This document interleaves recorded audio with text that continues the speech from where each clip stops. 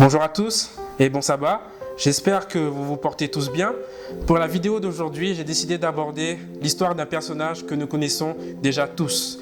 Nous sommes en 716-687 avant Jésus-Christ, particulièrement dans le royaume de Juda, et nous sommes pendant le règne du roi Ézéchias.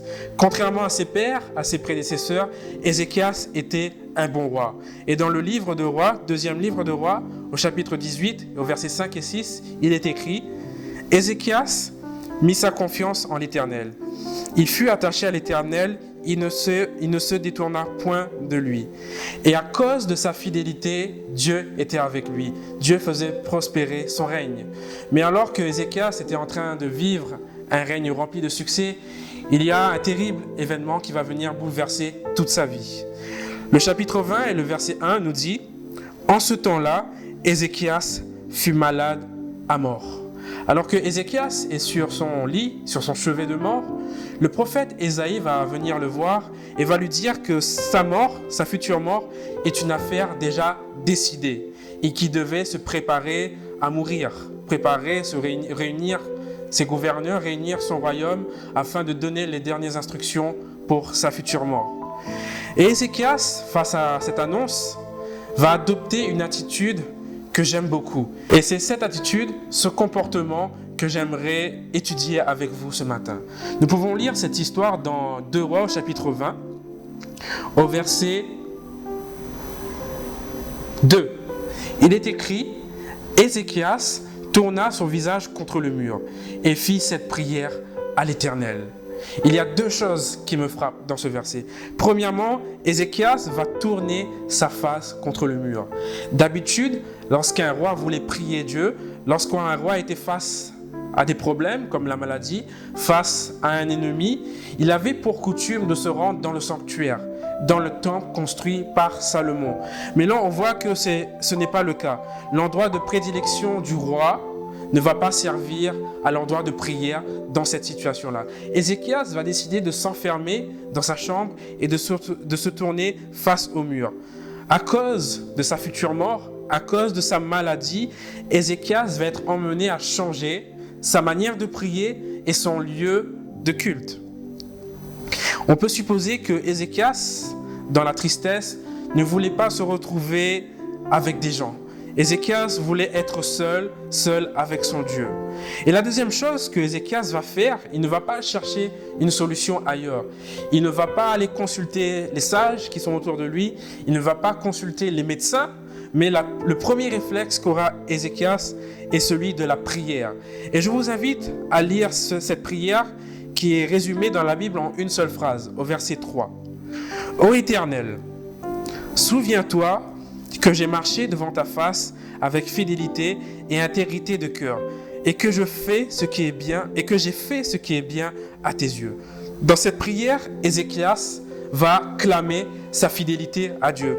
Dans cette prière, Ézéchias va rappeler à Dieu que contrairement à ses pères, lui, son cœur était droit.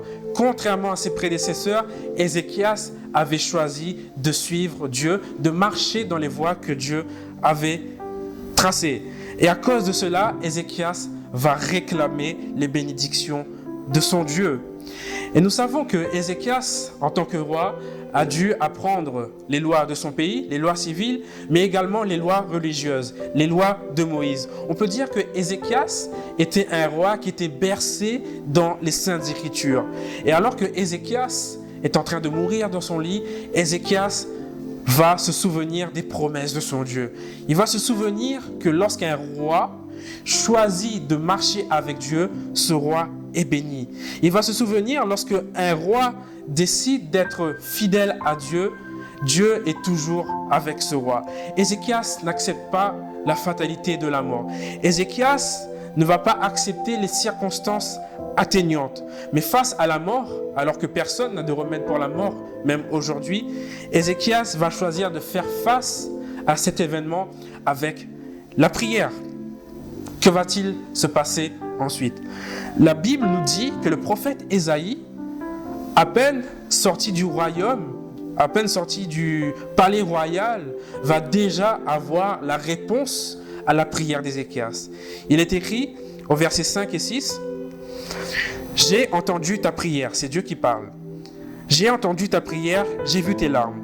Voici, je te guérirai. Le 3e jour, tu monteras à la maison de l'Éternel. J'ajouterai à tes jours 15 années.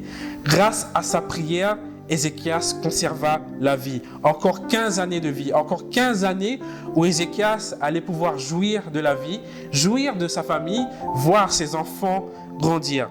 Mais tout ça a été possible grâce à une seule et unique chose, la prière. Ézéchias a une prière qui change le cours de l'histoire, une prière qui change l'avenir, une prière qui enlève la fatalité de la mort et une prière qui change les circonstances. Et voilà où je veux en venir aujourd'hui dans cette vidéo pour nous encourager. Depuis quelques mois, nos habitudes de prière ont été changées.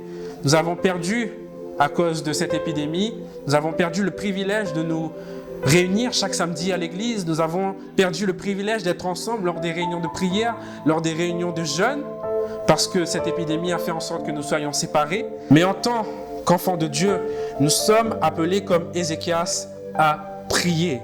Et comme Ézéchias l'a fait, il s'est enfermé seul dans sa chambre et il s'est tourné face au mur. En tant que chrétien, surtout dans cette période où, comme je l'ai dit, nos habitudes de prière ont été modifiées, nous devrions passer de plus en plus de moments seuls avec notre Dieu.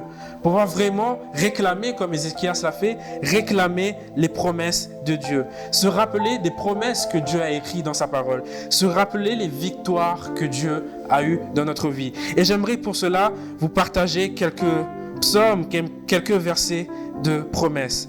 Le premier se trouve dans Psaume 50 au verset 15. Il est écrit « Et invoque-moi, au jour de la détresse, je te délivrerai et tu me glorifieras. » Et c'est sur ce genre de promesse que l'enfant de Dieu doit s'appuyer.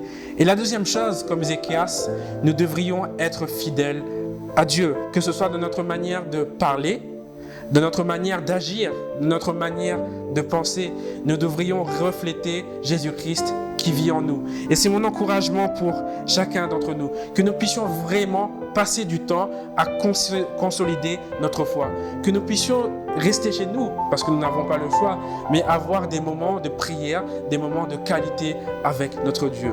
Et j'aimerais vous partager un texte que j'aime beaucoup. Ce dont nous avons besoin, ce n'est pas d'un instant passé en présence du Christ, mais d'un contact personnel et de relations intimes avec lui. Les plus grandes victoires remportées pour la cause de Dieu ne sont dues ni à de savants arguments, ni à la faveur des circonstances, ni à l'abondance des ressources matérielles.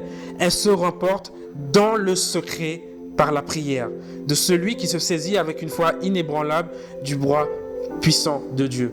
Alors que Ézéchias était dans ce lit de mort, alors que Ézéchias savait qu'il n'y avait pas de solution humaine à sa mort, Ézéchias a décidé de se saisir du bras de Dieu par le secret dans la prière. Et je vous invite, alors que cette période de confinement a été encore allongée, je vous invite à avoir la même expérience d'Ézéchias. Enfermez-vous dans les lieux secrets et priez, saisissez-vous du bras puissant de l'Éternel. Que Dieu vous bénisse et je vous souhaite à tous un très bon sabbat. Amen.